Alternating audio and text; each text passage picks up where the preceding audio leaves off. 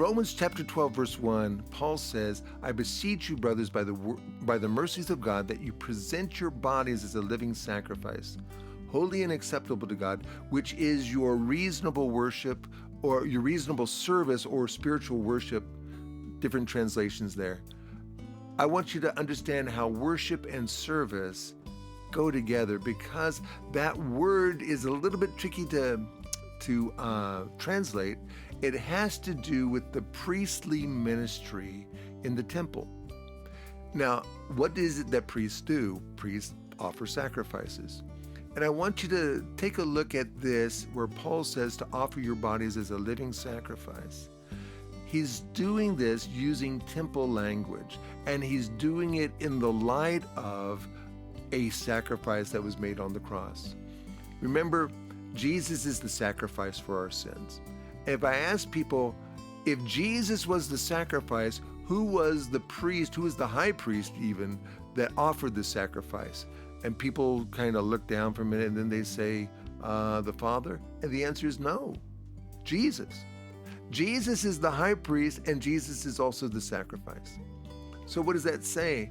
It's kind of a self-sacrifice. So when Paul says, present your bodies as a living sacrifice, he says that as a priestly offering. This is our spiritual worship.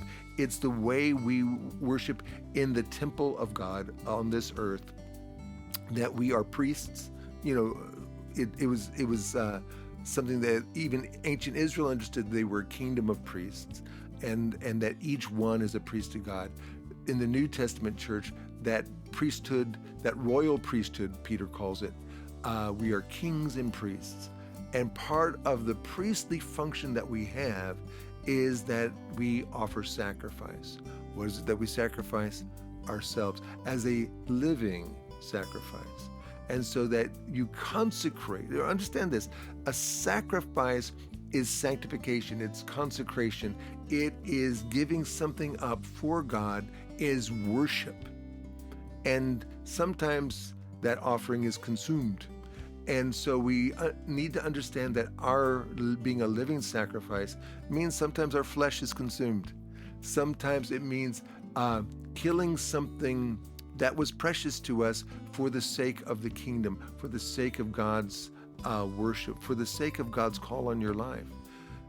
To be a living sacrifice means giving ourselves in the same way that Jesus did.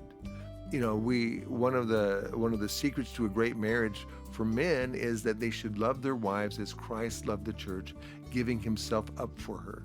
One of the things that Paul wants to make a point of in Ephesians chapter 5 is that every man loves himself. No one hates his own body. And so to be able to give myself up for my wife, that means I have to deny myself.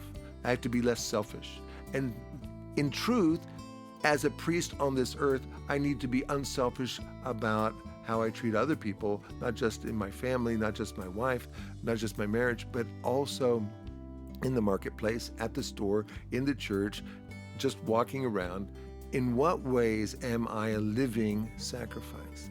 In what ways am I Christ on this earth? In what ways am I truly bearing my cross, following after Jesus, bearing my cross, and being able to say, I am dying to self every day as a priestly ministry that brings the nation back to God?